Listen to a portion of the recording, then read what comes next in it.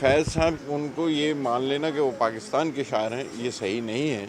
अव्वल तो ये है कि वो उर्दू ज़बान के शायर हैं और उर्दू ज़बान के सबसे बड़े शायर हैं अपने दौर के, और सब जगह पर। उसके अलावा वो सरासर हिंदुस्तानी, मतलब उनके लिए कभी महसूस नहीं हुआ। और उनके लिए उनके बल्कि वाक़यात भी हैं। जब कलकत्ते में उन्हें एक दफ़ा रोक लिया गया था तो ज्योति बाबू के पास गया मैसेज के, एक साहब कोई पाकिस्तान से आए हैं और वो आए हैं बांग्लादेश से और यहाँ पे उन्हें उतरना चाहते हैं, शहर जाना चाहते हैं। तो ज्योति बसु खुद गए वहाँ से, उन्होंने कहा आपने किसको रोक लिया। Jyoti Basu came all the way to the airport and he belongs first of all to the entire subcontinent anywhere in this. इस आदमी को पासपोर्ट की ज़रूरत नहीं है, इसकी शक्ल पासपोर्ट है इसको। इसी तरह से तो those kind of incidents which happened in his life, it speaks a lot about him, about Faiz. या इस बहाने मुझे फैज़ साहब की शायरी में दोबारा एक सफ़र का मौका मिल गया मुझे, जो कि बहुत दिनों से छूटा हुआ था और बड़ा मन करता था वो कंपोज़ करने का,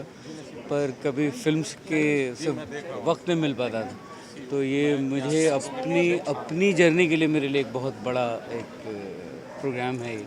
मेरी ये बिसात नहीं है कि मैं फैज़ साहब के लिए कुछ कहूँ, सिर्फ इतना कहूँगी कि इस आज जो हम प्रोग्राम जो ओपन कर रहे हैं, इस वजह से मुझे मौका मिला है अपनी वाबस्तगी थोड़ी उनसे बढ़ाने के लिए, और मैं अपने को एजुकेट करना शुरू किया है मैंने, और मायने समझ रही हूँ, उनको फ़ील कर रही हूँ। और अब जब स्पेशली गा के देख रही हूँ कुछ चीज़ें जो गाई हुई हैं, तो और ज़्यादा महसूस हो रही हैं। से आज का प्रोग्राम जो है वो बहुत इम्पोर्टेंट इसलिए है कि पहली बार वो ख़त पढ़े जाएंगे जो फैज़ ने अपनी बीवी एलिस को लिखे थे जेल खाने से।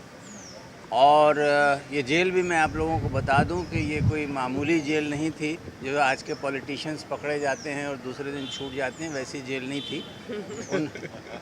उनके ऊपर सरकार से बगावत करने का जुर्म था और इस बात के पूरे चांसेस थे कि उनको फांसी दे दी जाएगी। उस ज़माने में उन्होंने जो ख़त अपनी बीवी को लिखे थे, वो ख़त एक नमूना है, एक मिसाल हैं करेज की और हिम्मत की। और उसके जवाब जो एलिस ने लिखे हैं वो भी पढ़े जाएंगे। जब शायरी पढ़ी जाती है और जब कंपोज़ करते हैं तो हमें उसके लफ्ज़ों के मीनिंग में जाना पड़ता है और शेरों के मीनिंग में और ज़्यादा घुसना पड़ता है उस मूड को कैप्चर करने के। तो ऑब्वियसली जो उसकी कैफियत होती है, जो उसका असर होता है, वो कुछ और ज़्यादा समझ में आने लगता है। तो ऑब्वियसली फैज़ साहब की शायरी में वो बात है, जितना पढ़ें उतना उससे उसके मानी और ज़्यादा निकल के आने लगते हैं।